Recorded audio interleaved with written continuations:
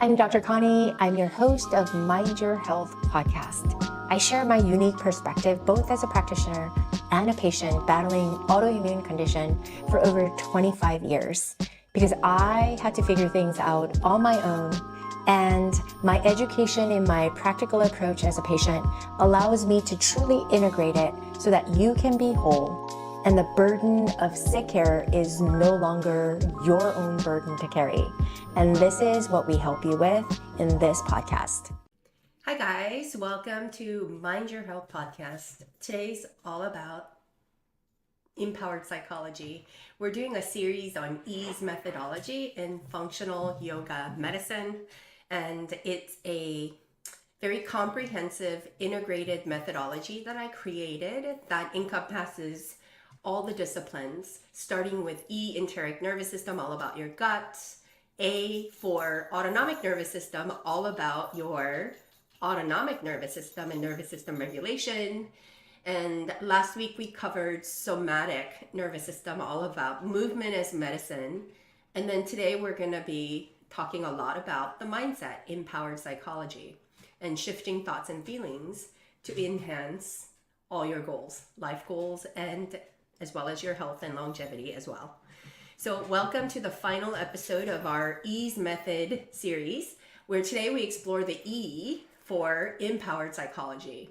This concept revolves around understanding and harnessing the power of our thoughts, our mindfulness, our mindsets, and emotions to overcome limitations and enhance your overall well-being. So let's understand first a little bit about understanding the empowered psychology. Empowered psychology is all about taking control of our mental processes and understand how our thoughts and feelings impact our behavior and overall health. The interconnection between our psychological state and physical health is a fundamental aspect of holistic well-being. And this reciprocal relationship means that not only can our mental state influence our physical health, but our physical condition can also have profound effects on our mental and emotional well-being. So here's a deeper look into the bidirectional relationship, all about influence of psychological state on your physical health. It's one that we cannot ignore. So talking a little bit about stress and the body, because chronic stress can have a significant impact on our physical health. It can lead to a range of issues, including hypertension, weakened immune system, digestive problems, and increased risk of heart disease. And stress hormones like cortisol and adrenaline, when released over prolonged periods, can disrupt the bodily processes. And mental health as well as illness can also be impacted by this, because mental health disorders like depression and anxiety can manifest in physical symptoms. For example, depression is often linked to fatigue, changes in appetite, and sleep disturbances, and anxiety can cause physical symptoms like muscle tension, headaches, and stomach issues. And then there's the psychosomatic disorders, which are conditions where mental and emotional factors significantly contribute to physical pain and illness.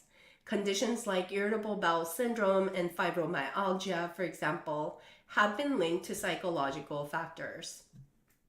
So there's a definitive influence of physical health on our psychological state as well.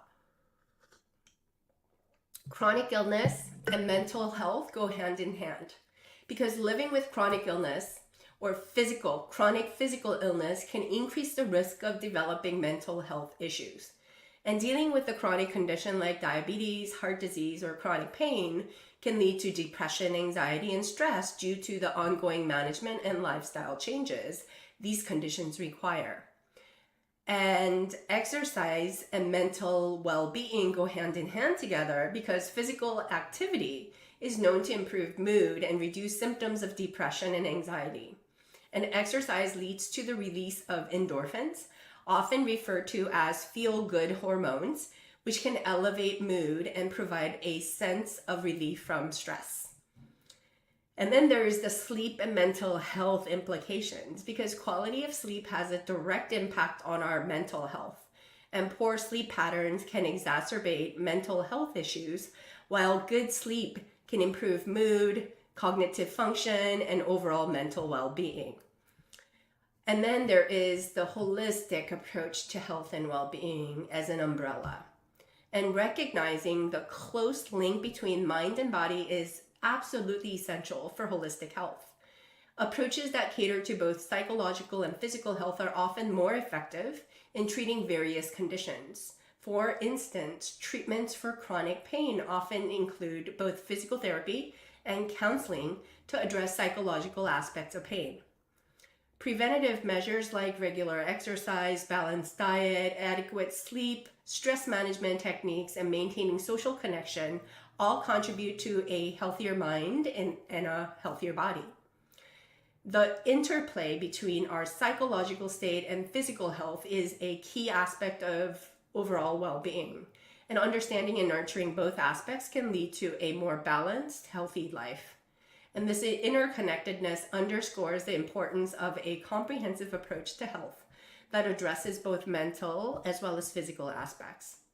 And the role of emotional states, particularly stress, anxiety, and positive emotions on bodily functions, highlights the intricate connection between our psychological well-being as well as our physical health. And these emotional states can have a profound and varied impacts on your body. Number one is stress and the impact on the body. There is a hormonal response of your body to stress, because stress triggers the release of hormones like cortisol and adrenaline, part of the body's natural fight or flight response. And while beneficial in short bursts, chronic stress can lead to hormonal imbalances. And then there's also cardiovascular effects. Chronic stress is associated with increased heart rate and blood pressure, which can raise the risk of hypertension and heart disease over time. And then it can also affect your immune system. Initially, stress can boost your immune system, but prolonged stress weakens it, increasing your susceptibility to illnesses and slowing down the healing processes. It can also affect your digestive system.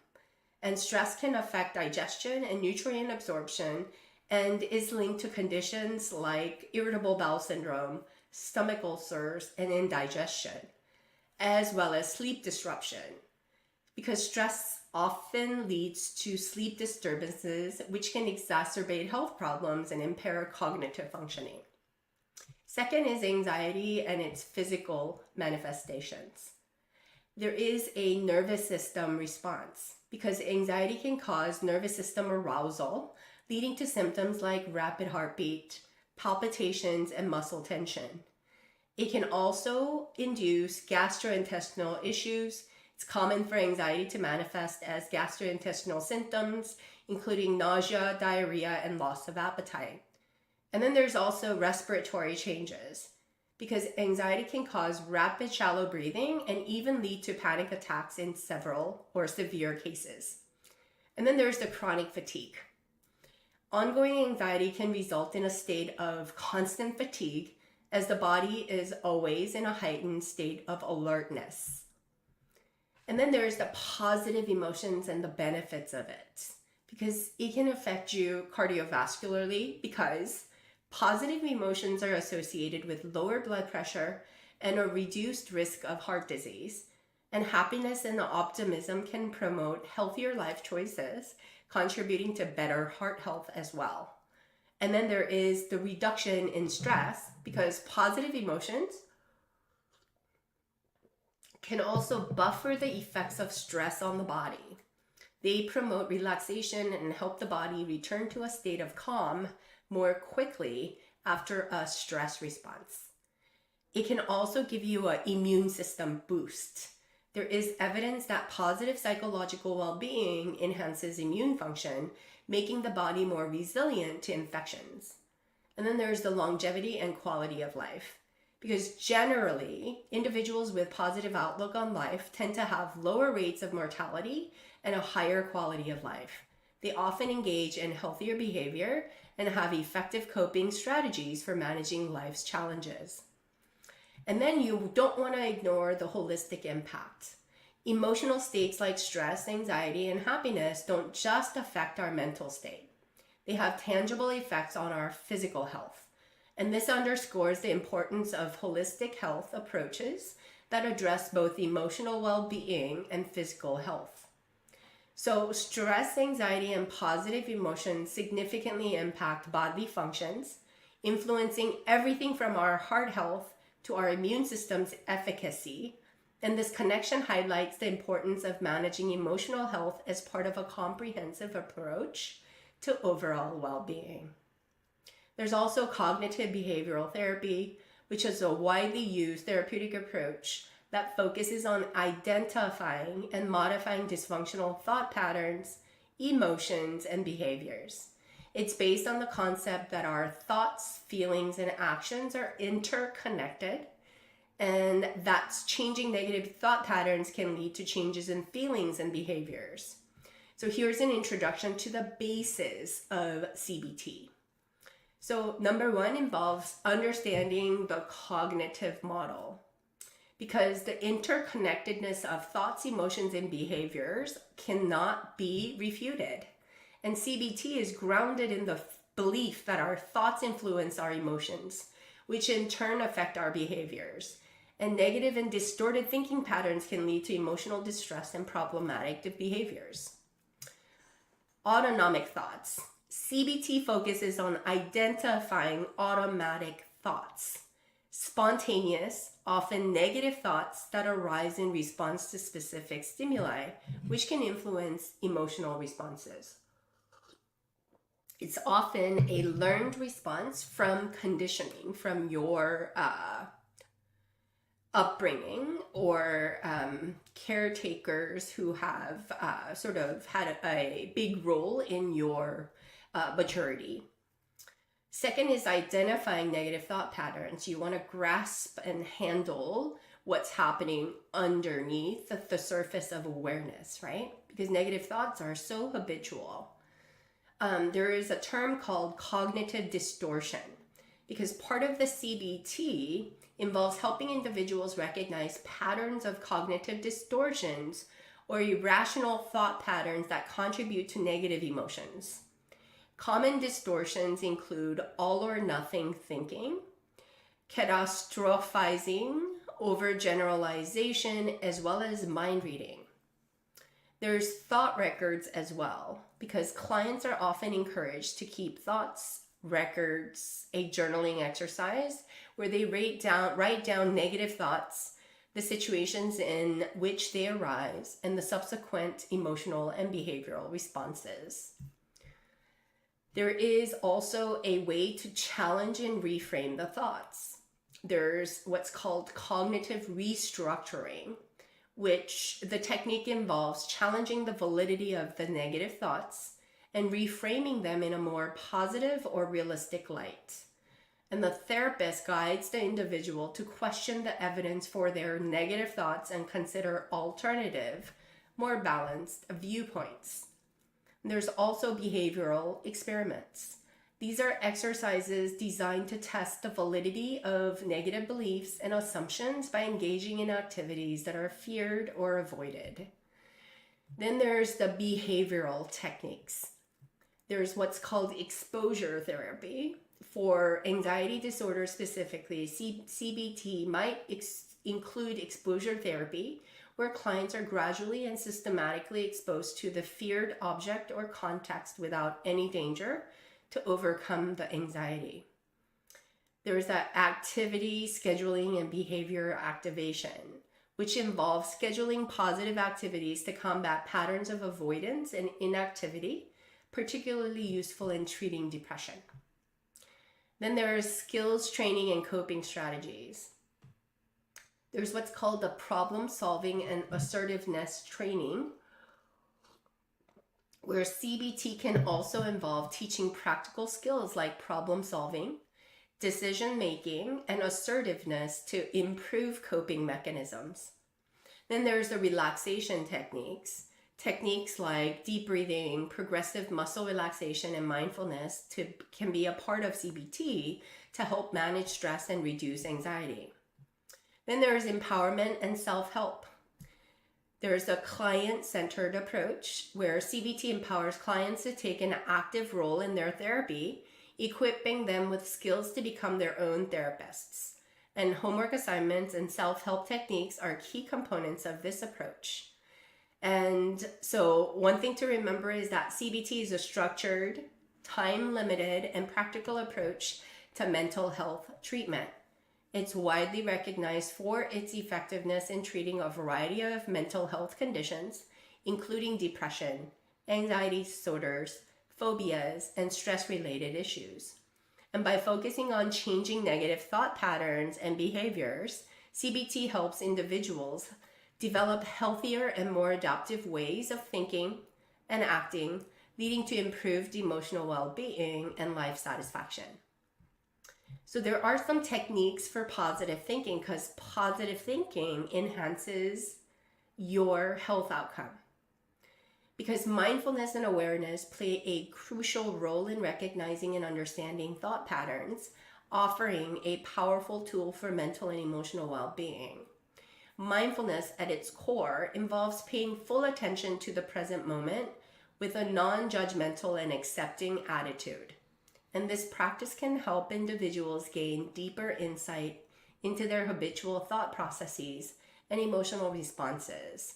Here's a closer look at the role of mindfulness in mental health. So, what is mindfulness? Well, mindfulness is the practice of being fully engaged in the present moment, aware of your thoughts, feelings, bodily sensations, and surrounding environment in a non-reactive and accepting way.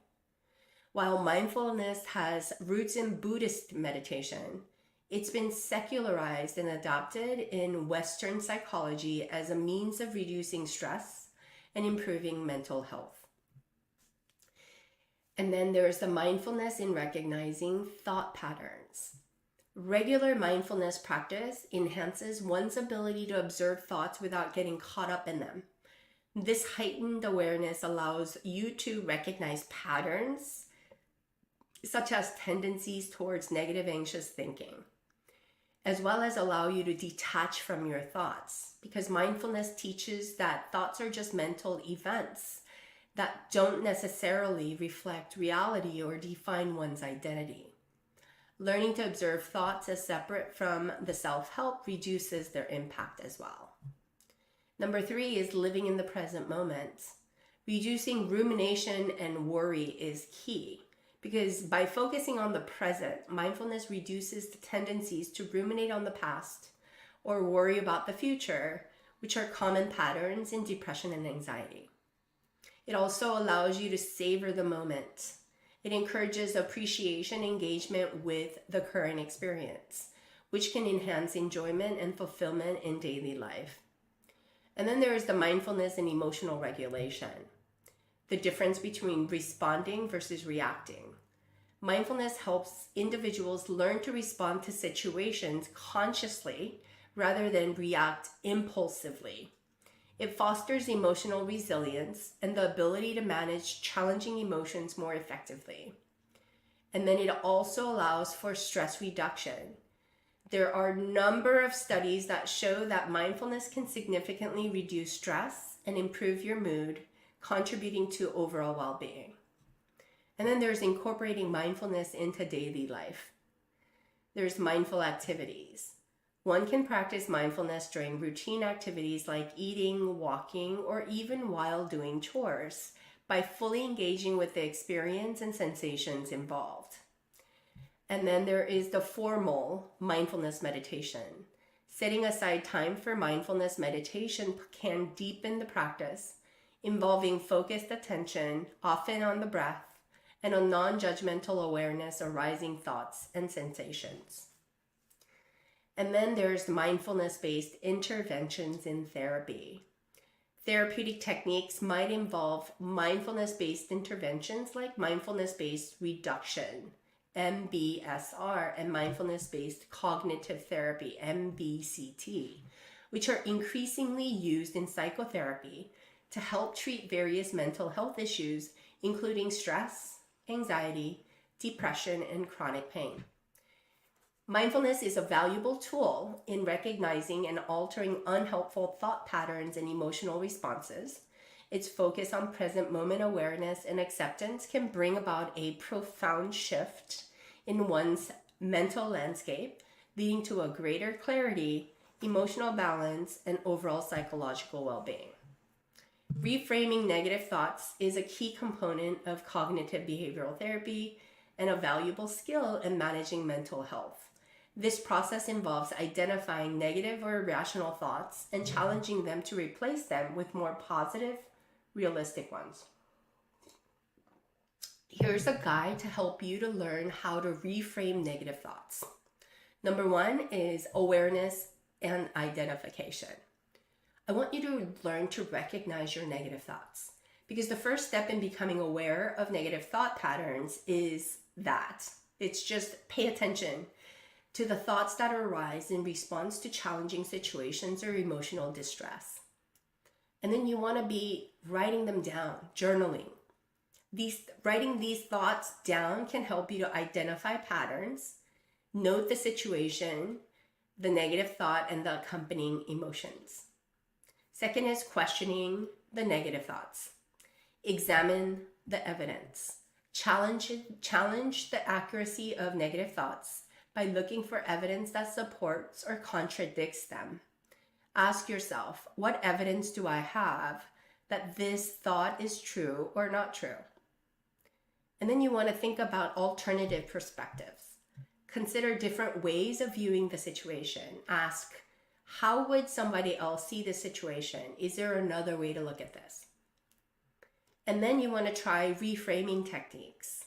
Number 1 is positive spin. Try to find the positive aspect of the opportunity in the situation. For example, instead of thinking, I failed at this task, consider I learned something valuable from the experience that I can use next time. And then you want to use realistic perspective. Replace extreme or absolute thinking with more balanced thoughts. Change I always make mistakes to I sometimes make mistakes, but I also have many successes. And then you want to be using positive affirmations.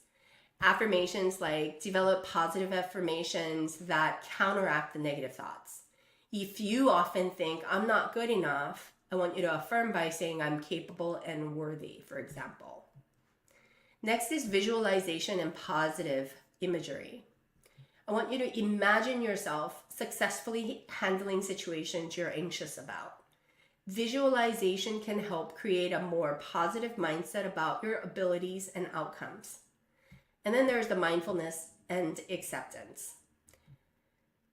I want you to learn to accept your thoughts. Sometimes simply acknowledging and accepting that you have negative thoughts can lessen its power. Mindfulness encourages observing thoughts without judgment.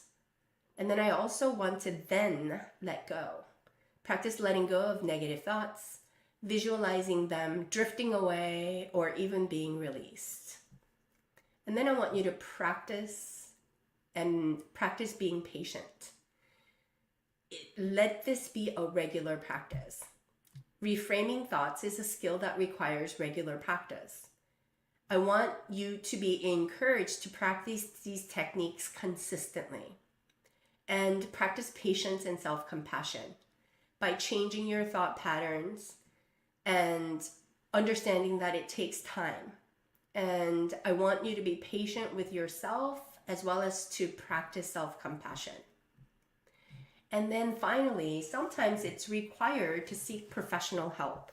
Because if negative thinking is persistent and significantly impacts your life, seeking help from a mental health professional can provide additional strategies and support. And reframing negative thoughts is a powerful tool in managing emotions and behavior. And by consciously challenging and changing unhelpful thought patterns, you can develop a more positive and realistic outlook, contributing to improved mental health and well-being. Next, let's talk about overcoming mental barriers. So I want to talk a little bit and touch upon the practice of gratitude. because gratitude practices are powerful tools for fostering a positive mindset and improving overall mental health. These exercises involve consciously acknowledging and appreciating the positives in one's life, no matter how small or seemingly insignificant. One effective and popular method is maintaining a gratitude journal, and I want to go over some benefits of how to engage in gratitude practices.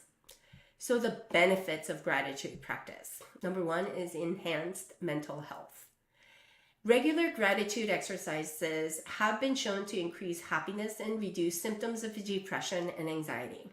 And by focusing on positive aspects, individuals can shift their attention away from toxic, negative, and problem-focused thinking.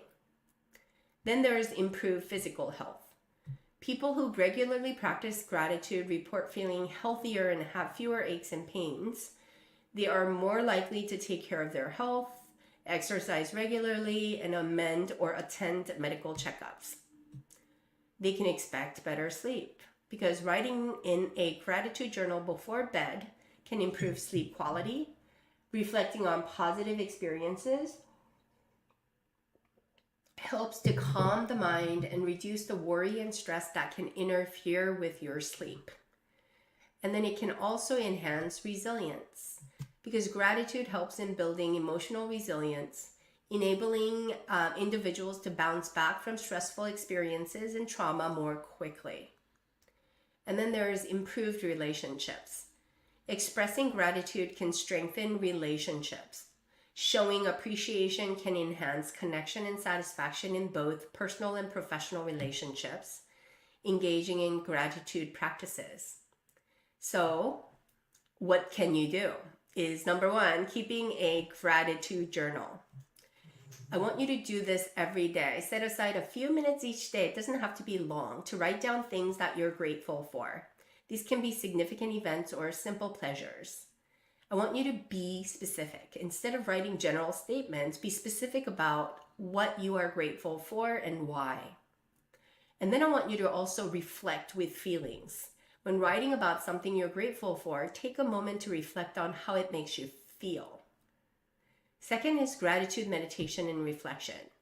Dedicate time to meditate on or reflect upon the things in your life that you're grateful for. This can be done in silence or through guided gratitude meditations. And number three is expressing gratitude to others.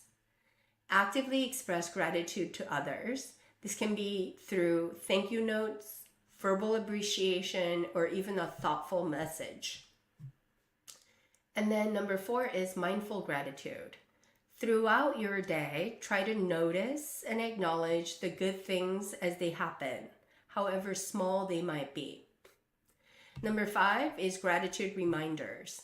Set reminders to practice gratitude. It could be a notification on your phone or a post-it note on a visible space.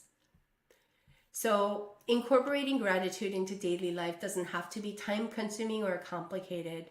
Even a few moments of reflection can have a profound impact. And by regularly practicing gratitude, you can cultivate a more positive and appreciative perspective, leading to numerous benefits, both mental and physical.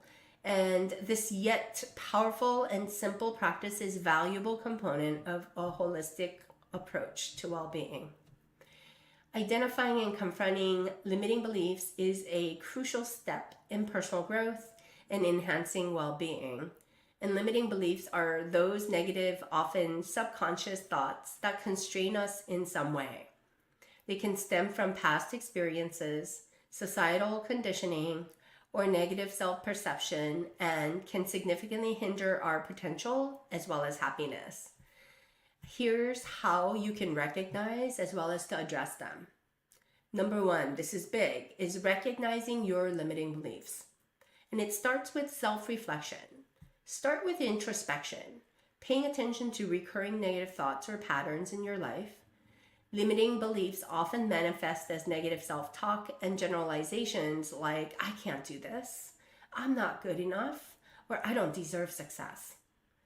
And then I want you to look for common themes in your beliefs that relate to your abilities, worthiness, or what you perceive as possible. These might include beliefs about intelligence, attractiveness, worthiness of love, or financial success.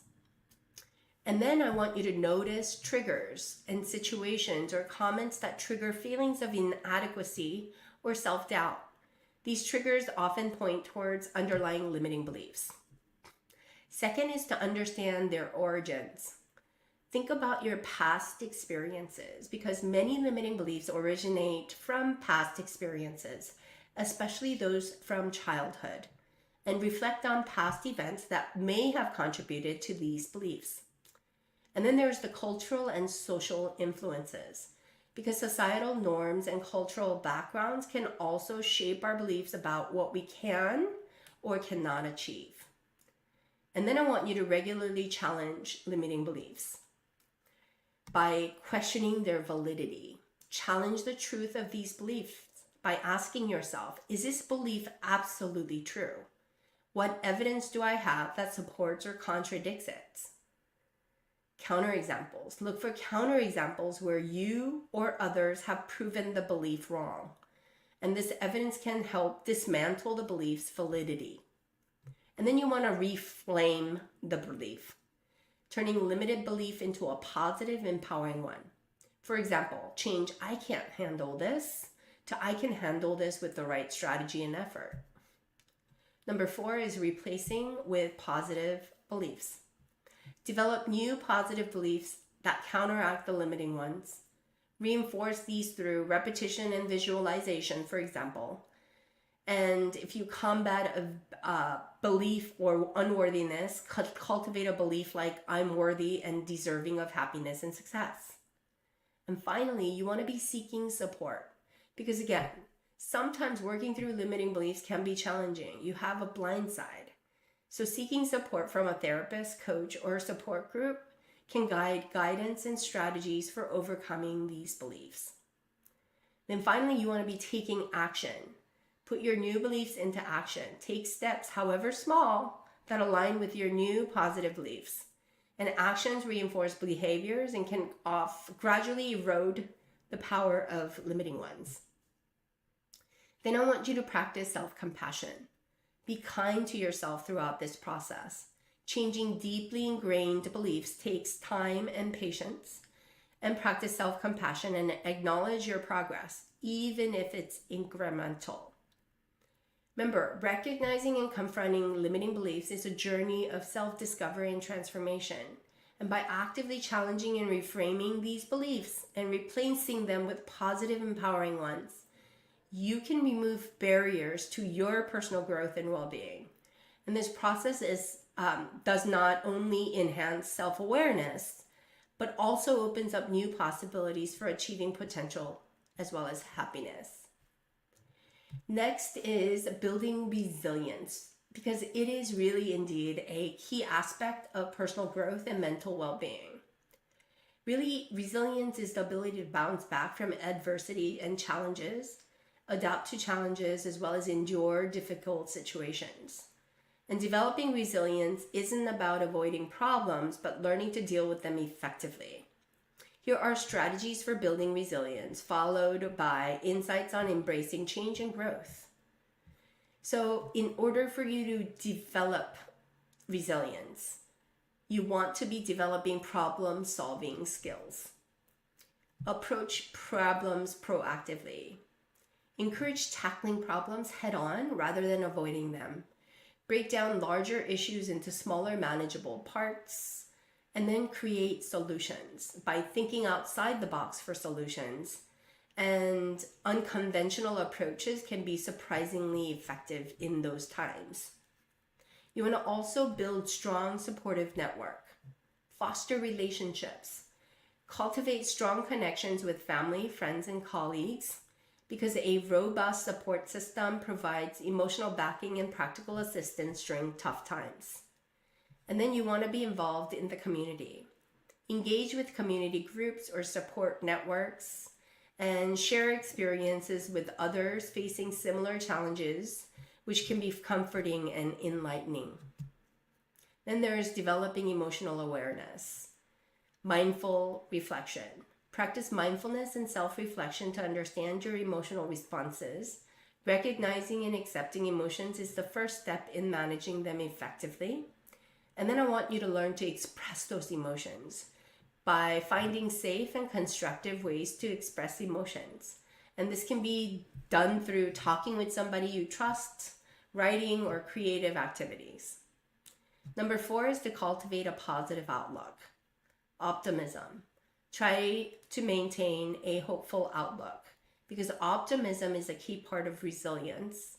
And gratitude, by practicing regularly the gratitude, it can shift focus away from problem to appreciation, fostering positive mindset.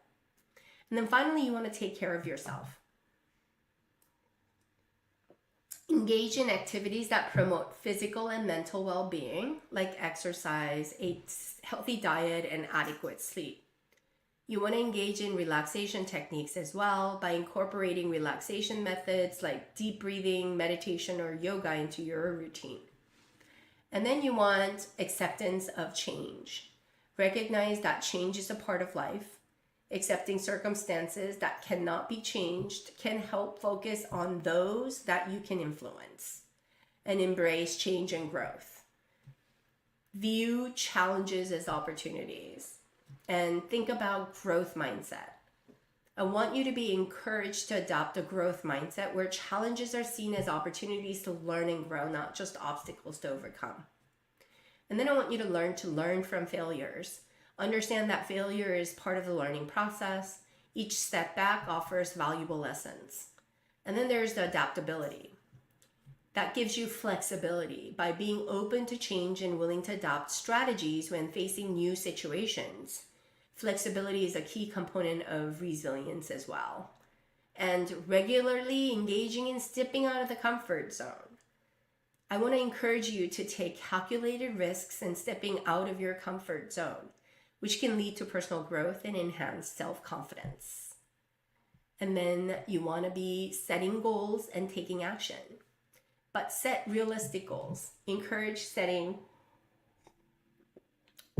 encourage you to set achievable goals and develop action plans to reach them. This provides direction and a sense of purpose. And never be deterred by taking small steps. Progress often comes in small steps. Celebrate minor achievements along the way. And then engage in continuous learning. Promote all the ideas that you learn and commit to lifelong learning.